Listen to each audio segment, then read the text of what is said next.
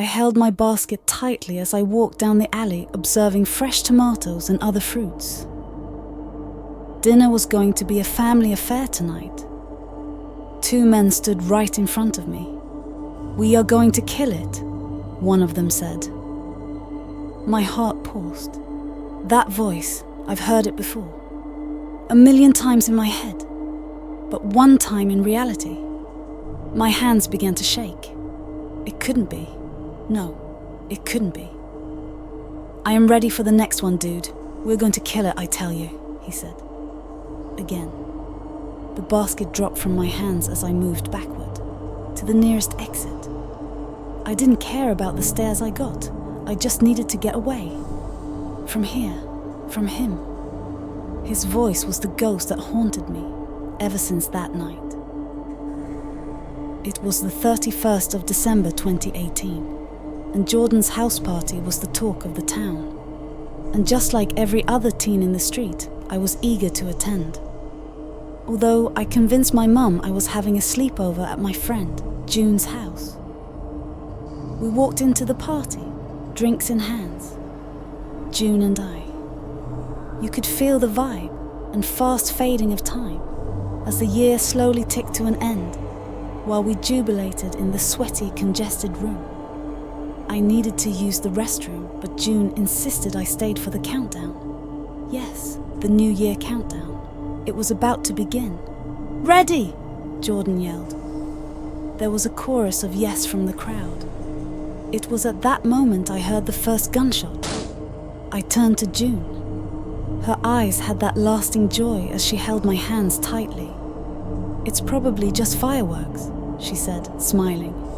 "Yeah, I really need to use the restroom." Jordan pointed me up to his guest room. It was the moment I pushed the door shut that it all began. The sounds of gunshots were like the clapping of thunder. The house shook underneath my feet. I screamed, dropping to the floor and shivering with my knees to my chest as my hands covered my ears. What was happening? Was this a prank? Below, I could hear the screams of people, my friends, June. I needed to go back downstairs to see what was happening. As I rose, a bullet flew through the ceiling right next to my legs. It was then I understood the reality of what was going on. The noise downstairs grew quite sudden. No scream, no gunshot, no music, just calm, cold, awkward stillness. I crawled to the door. That was when I heard the thud of footsteps, slow and heavy.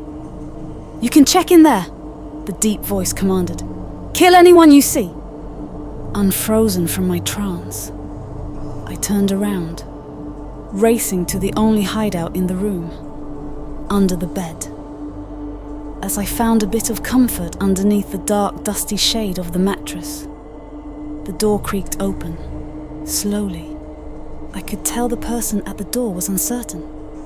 "Kate," she whispered. From my position, I saw her pink boot as she tiptoed into the room. It was June. I exhaled, ready to crawl out, to meet my friend. She needed to explain to me if this was a prank. And if it was, I wanted to go home. As I dragged myself slowly and exhausted to the edge, a gunshot froze me. The deafening sound was followed by a loud thump. June. She stared at me, spitting blood. Her joyous eyes were wide, pleading, warning, and screaming. My palms covered my lips as I suppressed a scream. My eyes were red and wide, with mucus running down my nose. I knew it was finished. I was finished. But then again, it's been 7 years since the house party massacre. 22 dead people were found on the floor. 3 survivals.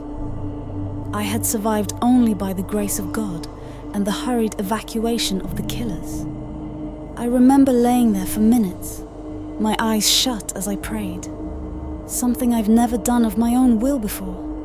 Now, how can I forget the stares of my friend during her last breath? Or those screams as shots were fired at them? How can I forget him? I didn't see his face that night. But how can I forget that deep, manly voice that yelled exactly the same words I just heard? We're going to kill it. Kill them. Now, if he was back, what will happen next? Will I be a survival of another New Year massacre? Or is this the end for me?